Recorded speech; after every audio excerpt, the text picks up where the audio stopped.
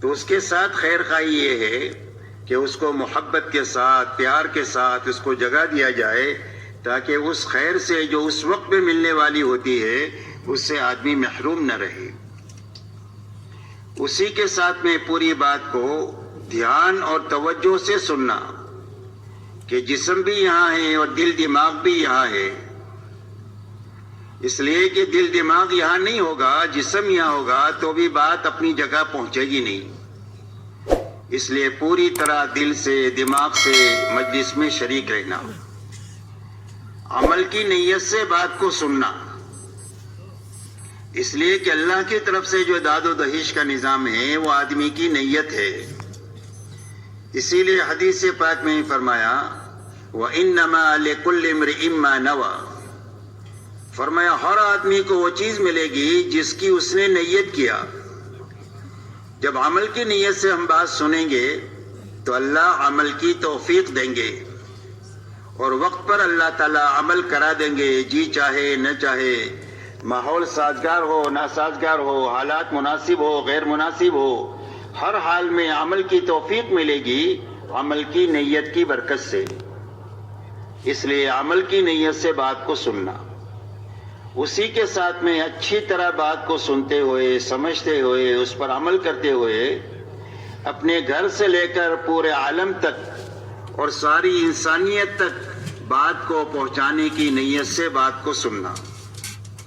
دین کی بات جو ہے وہ تبلیغ ہے، اسی لیے رسول اللہ صلی اللہ علیہ وسلم ارشاد فرماتے ہیں بلغوا عنی ولو آیا، فرمایا میری طرف سے ایک بات تمہارے پاس پہنچ جائے تو اس کو آگے پہنچا دو۔ فرمایا رب مبلغ اوعى من سامع، فرمایا بہت مرتبہ ایسا ہوگا کہ پہنچانے والے آدمی سے جس کو بات پہنچائی گئی ہے وہ زیادہ بات کو لینے والا ہوتا ہے، اور اس نے اپنے آپ زندگی میں عمل میں لاتے ہوئے اس نے 1000 آدمیوں کے تک بات پہنچا دی، تو اس کو ایک آدمی کے پہنچانے کا بھی ثواب ملے گا اور 1000 آدمیوں تک پہنچانے کا ثواب بھی ملے گا، اس لیے کہ یہ ذریعہ بنا اس کا۔ اس لیے دنیا میں پورے عالم میں اور ساری انسانیت تک بات کو پہنچانے کی نیت سے بات کو سننا۔ اب پورا عالم تو بہت بڑا ہے، کئی سو ملک ہے، اور دنیا میں تو 800 کروڑ انسان ہیں، تو ایک آدمی اپنی چھوٹی زندگی میں پوری دنیا میں اور سارے انسانوں تک کیسے جا سکتا ہے؟ تو پورے عالم میں اور انسانیت تک جانے کا کیا راستہ؟ فرمایا پورے عالم میں جانے کا اور ساری انسانیت تک پہنچنے کا راستہ یہ ہے کہ اپنی زندگی میں جہاں تک اور جتنوں تک جا سکتے ہیں بات کو لے کر ان تک جانا، اور جہاں تک نہیں جا سکے اور جتنے لوگوں تک نہیں پہنچ سکے وہاں تک بات کو پہنچانے کے لیے اپنی زندگی میں کام کرنے والے بہترین آدمی تیار کر کے دنیا سے جانا۔ یہ محنت کا رخ ہے، کام کو صحیح طریقے سے سمجھنا، اس کو اچھی طرح اپنی زندگی میں عملی طور پر لانا اور پوری دنیا میں پہنچانا، اور پہنچانے کے لیے جتنا کر سکتے ہیں اتنا کرنا، اور آگے کے کام کے لیے اپنی زندگی میں کام کرنے والے آدمی تیار کرنا۔ یہ محنت کا صحیح رخ ہے جو حضور پاک صلی اللہ علیہ وسلم نے اختیار فرمایا۔ اللہ تعالیٰ نے آپ کو ایک بڑا کام لے کر دنیا میں بھیجا تھا، آپ کی محنت کا میدان پورا عالم تھا اور ساری انسانیت تھی اور قیامت تک کا زمانہ تھا، اب آپ کے بعد کوئی نبی نہیں آئیں گے، تو اتنا بڑا کام لے کر اللہ تعالیٰ نے آپ کو دنیا میں بھیجا، اور اتنے بڑے کام پر قابو پانے کے لیے آپ کو صرف 23 سال کا زمانہ دیا گیا۔ آپ کو 40 سال پر نبوت ملی، 63 سال میں آپ اللہ کو پیارے ہو گئے۔ فرمایا 23 سال میں اتنا بڑا کام کر کے ہمارے پاس آنا ہی، اب اس کام پر قابو پانے کے لیے آپ نے محنت کا جو رخ لیا قیامت تک کے لیے امت کے لیے وہی نمونہ ہے۔ اب حضور پاک صلی اللہ علیہ وسلم نے اتنے بڑے کام پر قابو پانے کے لیے اپنے بس کی پوری طاقت لگا دیا، اور طاقت لگا کر آپ نے پورے حجاز میں کام فرمایا اور کام کیا۔ آپ کا لمبے میں لمبا سفر جو ہے وہ تبوک تک کا ہے، باقی پورا عالم آپ کی محنت کا میدان ہے۔ تو اپنے بس کی پوری طاقت اور محنت لگاتے ہوئے اور اپنے آپ کو تھکاتے ہوئے آپ نے 23 سال میں 1.25 لاکھ صحابہ کا مجمع تیار فرمایا، خود کرتے ہوئے کرنے والے آدمی تیار کیے، اور ایسا مجمع تیار کیا جو حضور صلی اللہ علیہ وسلم کی زندگی کا آئینہ تھا کہ آپ کی زندگی کو سمجھنا ہے تو صحابہ کی زندگی سے آپ کو سمجھا جا سکتا ہے۔ اسی لیے صحابہ کا تعارف 2 جملوں میں ہوتا ہے، فرسان بالنہار و رہبان باللیل، بسام بالنہار و بکاء باللیل۔ فرمایا صحابہ کون ہیں؟ فرمایا دن کے شہ سوار ہیں اور راتوں کے عبادت گزار ہیں۔ دن کو گھوڑے کی پشت پر بیٹھ کر پوری دنیا میں پھر رہے ہیں، لوگوں کو اللہ کی پہچان کرنے کے لیے کہ اللہ کون ہے اور کیسے ہیں، اور اللہ کی پہچان کراتے ہیں، اللہ کا تعارف کراتے ہیں، اللہ کی شانیں سمجھاتے ہیں تاکہ لوگ اللہ سے جڑے اور دنیا سے کٹے۔ اور فرمایا راتوں کے یہ عبادت گزار ہے، کانوا قلیلا من اللیل ما یہجعون وبالاسحار هم یستغفرون۔ فرمایا رات کو یہ لوگ بہت کم سوتے ہیں اور رات کو آخر راتوں میں اٹھ کر اللہ کے سامنے کر کے مٹ کے تھک کر اللہ کے سامنے استغفار کرتے ہیں کہ اللہ جو کام کرنے کا حق تھا وہ تو حق ہم سے ادا نہیں ہوا۔ فرمایا بسام من نہار و بکاء باللیل، دن کو حشاش بشاش اللہ کے دین کا کام کرنے والے تھے اور راتوں کو اللہ کے سامنے بہت زیادہ رونے والے تھے، اور یہی دونوں صفتیں حضور صلی اللہ علیہ وسلم کی پوری زندگی رہی۔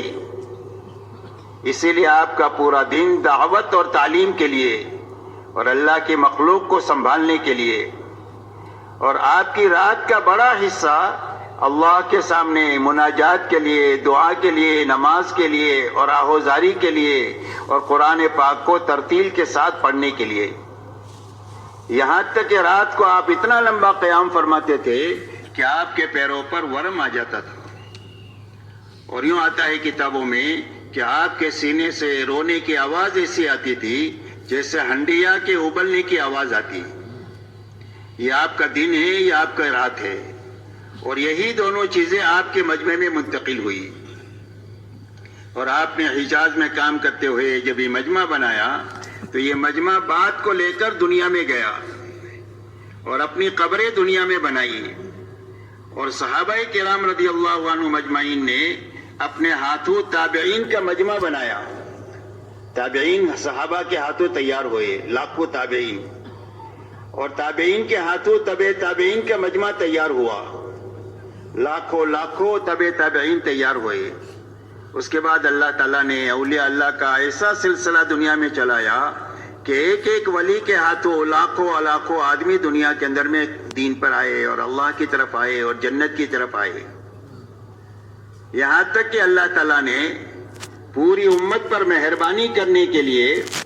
اور پوری انسانیت پر احسان کرنے کے لیے اللہ تعالیٰ نے ہمارے زمانے میں محنت کا وہ رخ عطا فرمایا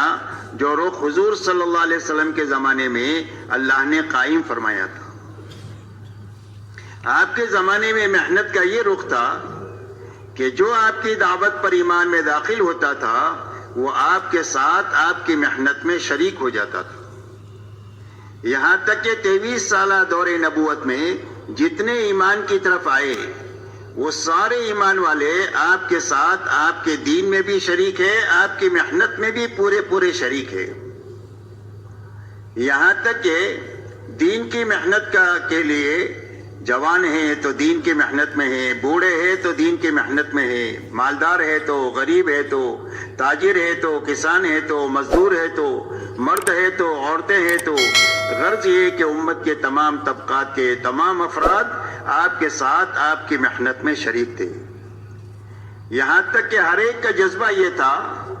کہ ہمارا دین محفوظ رہنا چاہیے اور ہمارا دین دنیا میں پھیلنا اور پھولنا چاہیے، اور دنیا کے ہر کچے پکے مکان میں یہ دین پہنچنا چاہیے تاکہ انسانیت تباہی سے بچ کر کے ہمیشہ ہمیشہ کی آبادی کے اندر میں چلی جائے، اس فکر کے ساتھ 100% ایمان والے جینے والے تھے، اور اس کے لیے جس طاقت کی، جس جان کی، جس مال کی، جس وقت کی ضرورت تھی وہ خوشی خوشی پیش کرنے والے تھے۔ ایسا کام کا رخ اللہ نے حضور صلی اللہ علیہ وسلم کے زمانے میں قائم فرمایا۔ اللہ تعالیٰ نے امت پر مہربانی فرما کر اور انسانیت پر احسان فرما کر ہمارے زمانے میں محنت کا وہ رخ اللہ نے عطا فرمایا۔ آپ دیکھیں اتنا بڑا مجمع پورے ملک کے اور پورے عالم سے یہاں پر جو آیا ہوا ہے، صرف اللہ کے دین کے لیے آیا ہے، اور کوئی غرض نہیں ہے یہاں پر آنے کی، نہ کچھ لینا ہے نہ کسی کو کچھ دینا ہے، صرف دین کے لیے آئے ہیں،